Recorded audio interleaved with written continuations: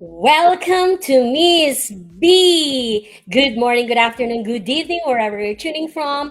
I am Bernadette, originally from Baguio City, Philippines, and now living here in Canada as an early childhood educator, a proud digital business owner, and a child of God.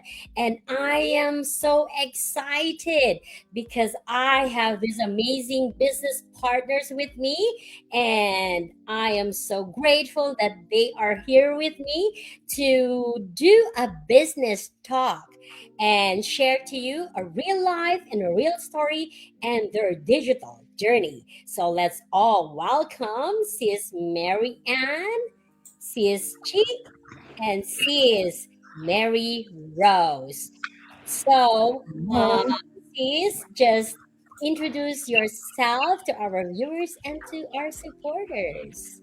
Start tayo kay Sis Mary Ann, and then Sis Mary Rose, and then Sis Chi. Hello, everybody, followers, friends, and supporters of Miss B. Thank you for the invite, Miss B. Yes, this is Mary Ann. I'm originally from Manila, Philippines.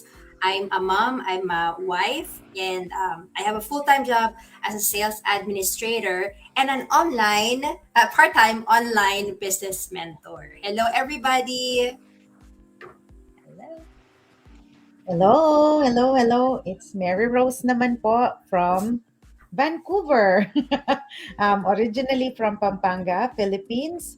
And same time zone with Sis Bernadette. That's why it's so easy to say yes to her. I am also a mom of two, a former banker, and now I work in healthcare. And I do a side hustle na kasama ko ang mga wonderful ladies na nakikita nyo right now sa screen. So, thank you for including me in your podcast, Miss B. Congratulations. Thank you. Thank you. Now, Sis Chi. Hello, everybody. I'm here again, and thank you, Ate Bernadette, for inviting me. My name is Richie. I am originally from the Philippines. I'm a mom. I'm a mom of two. I'm a wife, and I am currently on my maternity leave. And but prior to that, I was working in the manufacturing industry for over 12 years now, and I'm also a full-time digital business owner right now because I'm not working yet, and I am currently in Edmonton, Alberta. Thank you. Wow, thank you, ladies. Actually, for Sis Mary Rose and Sis Mary Ann, this is just really a last minute invite. But thank you once again for coming in and to inspire other viewers and our supporters. So the topic would be success in digital business is 80% mindset and discipline, while 20% is strategy. So now let's dive into our first question. So that would be Sis Chi. What Hello daily again. habits? So, I'm sorry. What daily sorry. habits are helping your growth, Sis Chi? So before I want to share, or before I share my tree, I just want to share three for now, so it's not too long. So for me, success doesn't really happen in a big moment. It happens when no one is actually looking at you, or no one actually doing, and when you're doing it small or baby steps. So first, I want to share my number one. So I always show up to my business, even if sometimes I don't feel good, or sometimes I'm not feeling well. I have to post, or I will post at least one or two every day in my business and in my personal Facebook page. And sometimes I have to do my training. Let's say when my kids are sleeping, I will sacrifice my sleep, and I don't mind doing that because it's part of my training. And number two, because before I'm not a tech savvy and I'm not really into digital, or I'm not really a technical person. So in this business, I learned really a lot, and natuto akong mag-edit, natuto akong gumawa ng valuable content, gumawa ng mas magandang caption, yung mas nakaka-inspire sa iba, and higit sa lahat, kahit maliit lang yun na bagay para sa akin, is malaking growth na yun para sa akin. And lastly, I protect my mindset. So, kahit ano pa ang naririnig ko sa labas, kahit ano pa yung nangyayari or ano pa yung narinig kong negative comments about our business, lagi akong nagsisimula sa part na today I will do my business because of my why, my family. And dahil diyan, yung mindset ko lalo siyang naging strong, and yung gratitude ko everyday pina-practice ko siya just to make sure na yung business ko is malakas yung foundation niya. So yun po, sis. Salamat.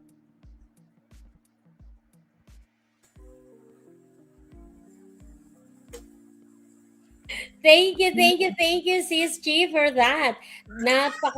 Napakalaki at very powerful talaga ang mindset sa ikaunlad and growth ng ating pagkatao as well as sa ating mga businesses. Yes, indeed, you have to really do this business yung kumbaga sa lifestyle mo, hindi sa nang dahil sa business, ikaw ang mag-a-adjust. With this business alone, you are doing this on your own pace and on your own time, and it is into your lifestyle, so it goes to your lifestyle and not the other way around. So thank you, Sis Chi, for that inspiration and sharing to our audiences. So now let's go to Sis Mary Ann. How do you stay consistent when motivation drops? There you go. Oh, di ba? Ganda ng tanong. For everyday talaga. Honestly, Sis B, ako hindi talaga ako motivated everyday eh. Like as a mom, full-time employee, tapos running digital business on the side. May mga araw talaga na pagod ako. After work, asikaso ng kids, asikaso ng dinner, konting linis. Pero minsan gusto mo nang humiga na lang, tapos mag-scroll ka na lang, di ba? Minsan yun na nangyayari. Pero medyo minsan, nagsa-stop na ako mag-rely sa motivation. Kasi kung aantayin ko yung gana, walang mangyayari sa akin. So, instead of motivation, yung commitment na lang. Yun na lang yung pinagpupursigihan ko. So, I always remind myself why I started, 'di ba? Nung pandemic, na-lay off ako, doon ko na-realize na kahit gaano ka pa ka-stable, pwedeng mawala in an instant. Tapos, ayoko na ma-feel ulit yung ganong uncertainty. That's why I'm building this, right? Not just for extra income, but for options and security. So, on days na mababa yung energy ko, I don't pressure myself to do everything. Tinatanong ko na lang yung sarili ko na ano ba yung small action na pwede kong gawin ngayon. Whether it's, mag-send ako ng message, right? Or manood ako ng training, o di kaya magpo-post ako kahit gaano pa yan kasimple. Kasi small actions compound eh. Hindi kailangan 100%. Minsan, 25%, 40%. Pero ang mahalaga, hindi 0%. 'Di ba? Okay na yung 40%, 25%, basta hindi 0%. Another big factor for me is yung community natin, like ito, 'di ba? Kapag nawawalan ako ng gana, magpa-plug lang ako sa training, sa meeting, o di kaya attend ako ng podcast mo, yan, ganyan.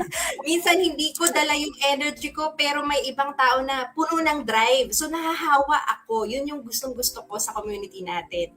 So, and I also accept na normal lang na mawala ng motivation. Hindi ibig sabihin noon na hindi para sa yung ginagawa mo. It just means na tao ka lang, 'di ba? So, for me, consistency is not about the hype. It's about discipline and remembering bakit ka nagsimula in the first place. So, may mga days na inspired ako, may days na pagod, right? Pero ang decision ko na lang is hindi ako magkukwit. Yan, alam ni Sis MR yan. So yun, commitment over motivation always. Yun yung sa akin. Thank you, Sis B. Muted. We are just but human. So nakakadanas po tayo ng minsan we are not feeling okay, we are on your low point of our life, minsan pagod. I salute all you guys, kayong mga moms na nandito sa screen na to ngayon, dahil and all the people out there, I salute all the moms in the world. Kasi different hats ang ginagawa nyo. And aside from building an empire right now that we do have this digital business. And yes, indeed, motivation really drops. But with our reasons, our whys, we even venture to this business are the most powerful motivation that we do have. And looking back on those whys, then we'll go back and we will be pumped up to do more. And of course, yes, motivation. That's why consistency is really not dependent on being motivated to do more.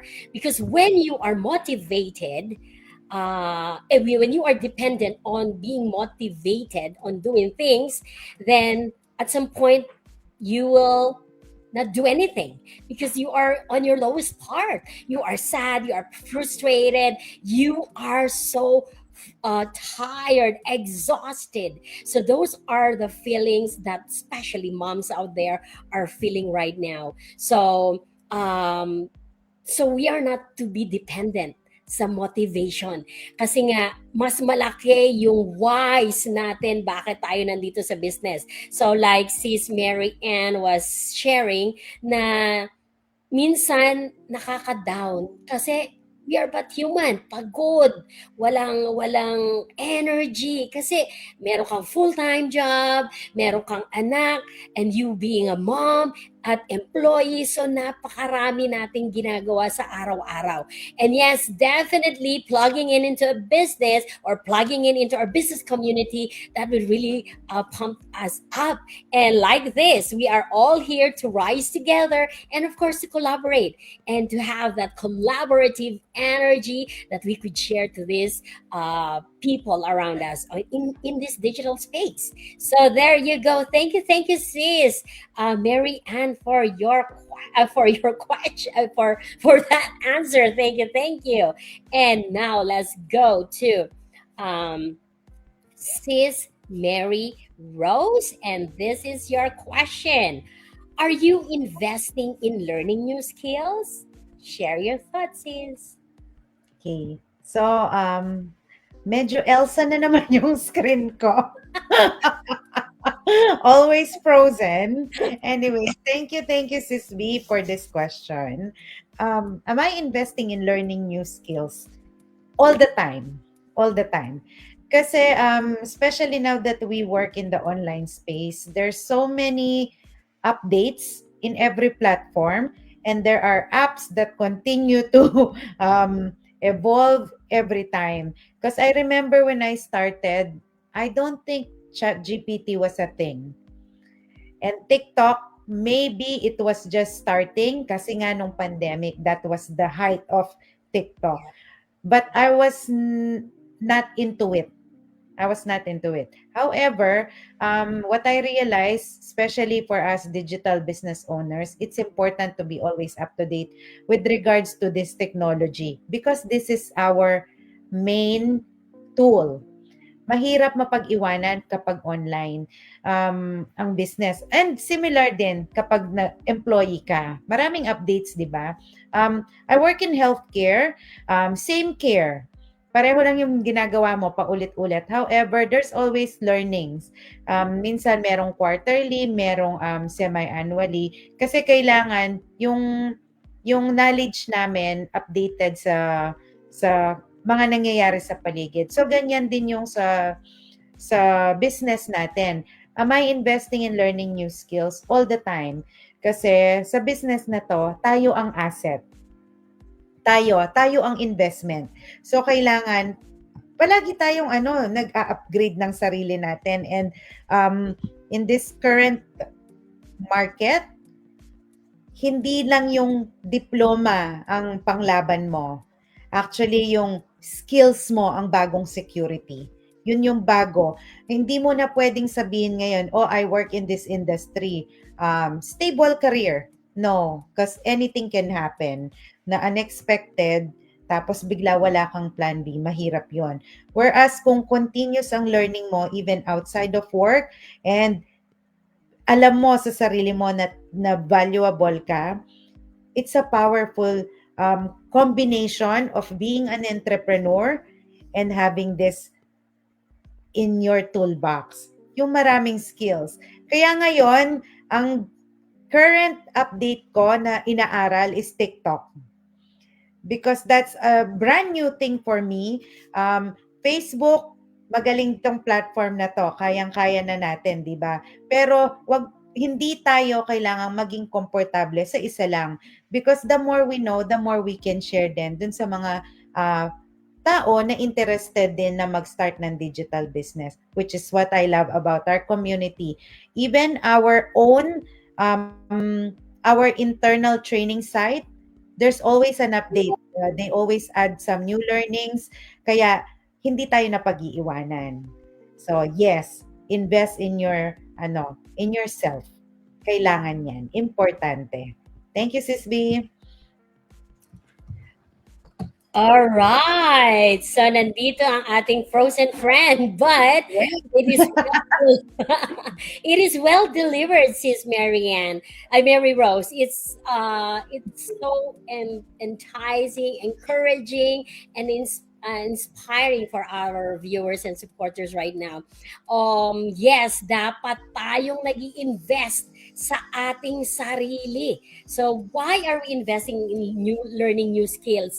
Kasi nga po, we are online digital business owners, and we need to adapt to this digital space. So as you all know, guys, all of us are using the social media platform to be present for our business. So it is a digital business. Therefore, we are using these social media platforms. So you could see us everywhere. So all of us here, you could see us everywhere. So we are a real person and we are not scammers at all. So we are doing this live, real time for us to really inspire you and educate you as well. Dahil nga napakalawak na ng ating ginagalawan. Sa digital space pa lang, it's so much for you to explore. And you know what? Instead of scrolling, why not turn your scrolling into learning and, of course, earning online? That's why we are here as your mentor and your guide to launch your own digital business owner. So, marami po kaming nalalamang skills, business strategies because of this community that we do have. And not only that, our very generous founder are really putting into a lot of time, effort to update para makasabay kami sa agos ng sinasabi ng teknolohiya. So, as you can see us everywhere, kung ano-ano ang aming mga ways on how to really inspire you guys. So, once again, it is a nice platform right now. Kung nakikita nyo everywhere, we are all doing the online space in paying, in buying your goods, Amazon and everything. So nandun na lahat yung mga ginagawa natin, even to pay bills and to transfer money from here and there. So it is there. It's just for us to utilize ang digital space. So indeed, no, ang ating topic is to have the success in digital business is 80% mindset and discipline. And aside from that, my strategies. Yun yung napakagandang meron kami rito sa business na to dahil world-class training, and we can do it on our own pace and on our own time. And so many courses that would definitely equip us to be a better digital entrepreneurs. So let's start with Sis Mary Ann, and then Sis Mary Rose, and Sis Chi. And let's invite everybody, for those who are watching us right now, and for those business partners that doesn't have any result yet. So what can we share to them? So take it away. Yes, hello again, everybody. So, for those people who are followers of Sis Bernadette, followers of ours, right, and still like on the edge, right, of kaya ko ba to or whatever, right? Pero it always starts with asking the correct question. And for you to be able to ask the correct question, that's where you go to the free webinar that we have been saying. Because if you haven't watched that yet, you're not going to be able to ask the correct questions. Right? And then, of course, parang nasayang lang yung oras. Free naman yung webinar. So go ahead and check out the webinar. Register to any websites that you can see in the screen. And then from there, you can formulate the correct questions. And we are here to help you arrive to the right decisions. And yun nga, kailangan mag due diligence muna tayo para makita natin, is this the right fit? Right? Kasi we're collaborating right now, but we have our own businesses. So that goes along as well if you start your own business. So there you go. So if you're like still on the edge, reach out to any of us, ask the questions, and then just start with asking. It always starts with that. Okay? And see you on the inside. Thank you. Yes. Yes na yes sa sinabi ni Sis Mary Ann. And I will add to that, for those who are watching, you're probably watching maybe 1 to 2 years na. Wala ka pa rin ginagawa. This is the reality. If you're scared and doubting right now, it's gonna be the same 1 year from today. But your situation also won't change unless you decide to do something. Nakakatakot po sa simula. And alam ko po yan kasi first-hand experience. I doubted this business when I first saw. Kasi parang anything online is red flag to me. Before. Pero I also learned to challenge myself and I said, sinong magta-try para sa akin? Di ba ako din? That's why it took me months before I actually joined the business, but those were really productive months of research para sa peace of mind ko, and you are allowed to do that. However, do not wait too long. Kasi baka plano mong mag-retire ng 50, 49 ka na ngayon, hindi ka pa gumalaw. Di ba? Ganyan po yan. So, take action. Sabi nga ni Sis Mary Ann, it's a complimentary webinar and we don't force people to join. We love to welcome everybody, but this business might not be for everybody. But again, the first start o yung unang-unang kailangan mong gawin is the webinar. Kasi doon mo malalaman, ito ba talaga yung hinahanap mo? So register now kasi it's complimentary and you can pick any one of us to guide you.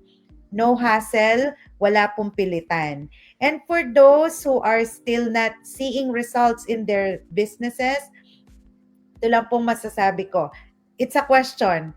How much effort did you put into your business? Baka naman unrealistic tayo, di ba? Baka gusto mo, merong results pero ayaw mong mag-show up online. Baka ayaw mong maglagay ng extra time para sa training. So, kailangan realistic din po tayo. No results dahil no effort, yun po dapat aware and accept natin. Pero kung ikaw talaga ay porsigido, rejection, frustration should not stop you from reaching the next level because it is bound to happen. So, yun po ang aking message and very good tonight. Thanks for the invite. All right. Yes, Sis So P? ako po, story time lang. Idudugtong ko lang doon kay sinabi ni Sister Mary Rose. Sabi niya, 49 ka na and then gusto mo mag-retire ng 50. Huwag kang maghintay ng matagal. Kasi ako, yung experience ko po, I waited for 6 years. So I watch everybody to become successful. Tapos nung nabuntis ulit ako kasi naka-mat leave ako ulit noon. Tapos ngayon nabuntis ako ulit, nagkasakit ako or naging mas complicated yung pregnancy ko. So I had to stop from work. So yung mindset ko dati na employee mindset na dito na ako mag-retire, ang ganda-ganda ng ganito ko, ng work ko, very stable, ganyan. Na-break lahat siya.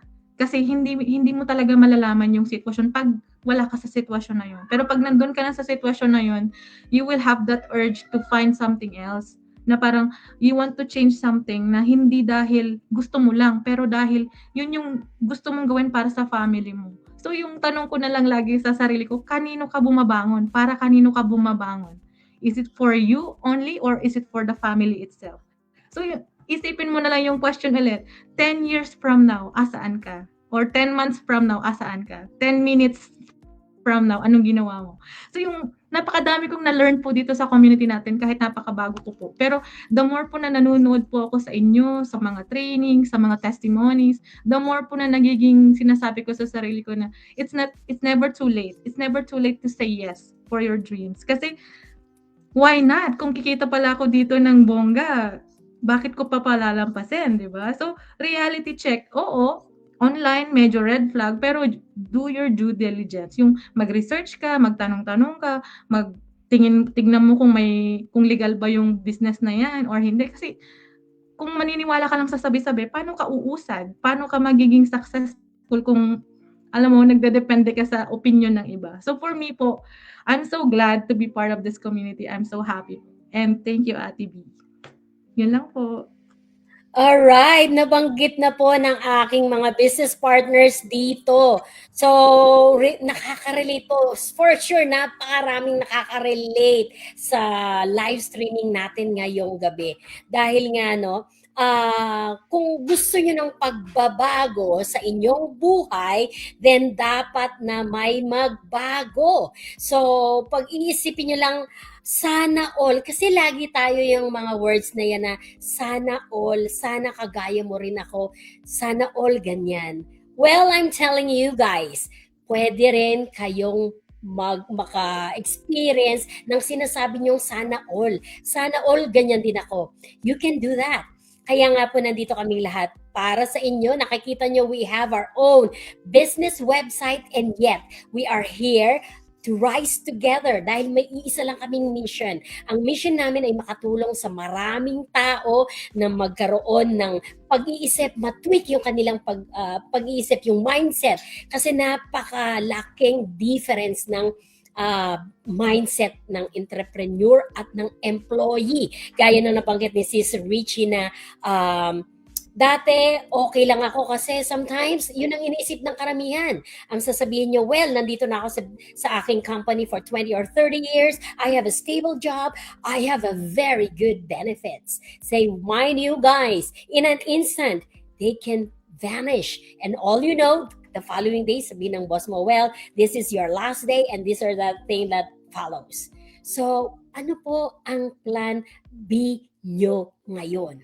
So, napakaraming ganyang mga experiences. And to tell you honestly guys, wag na po nating hintayin na magkaroon tayo ng isang malaking dagok sa buhay para magbago. Kasi minsan, nakakaisip lang tayo ng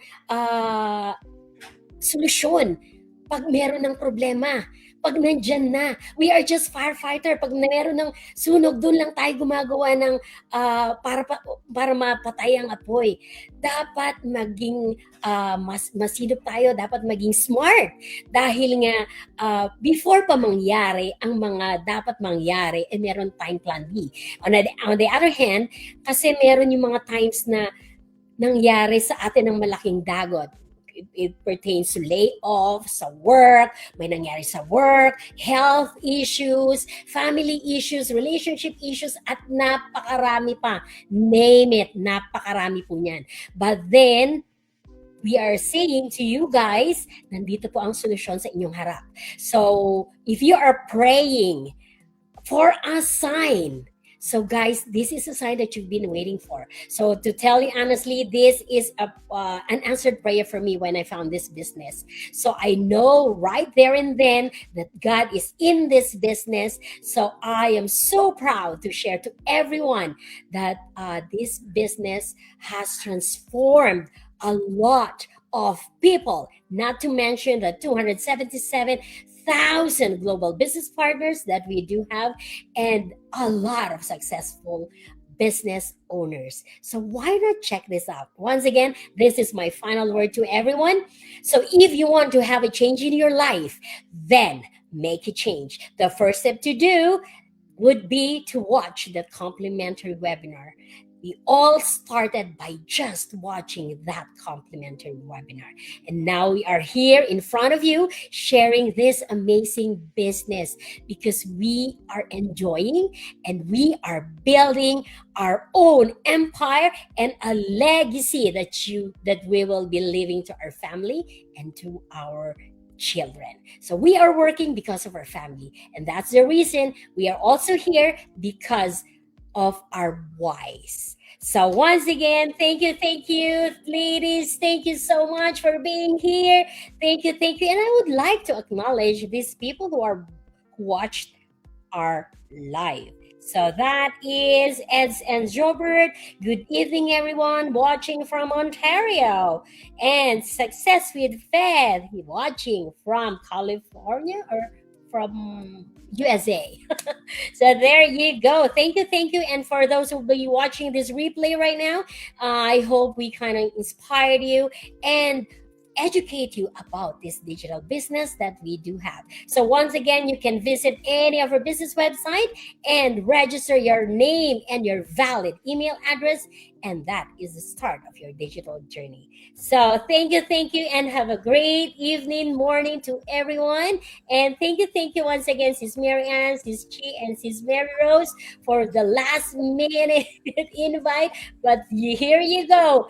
The support is there. Woo! Thank you so much, and God bless everyone, and good night. Bye. Thank you, ladies.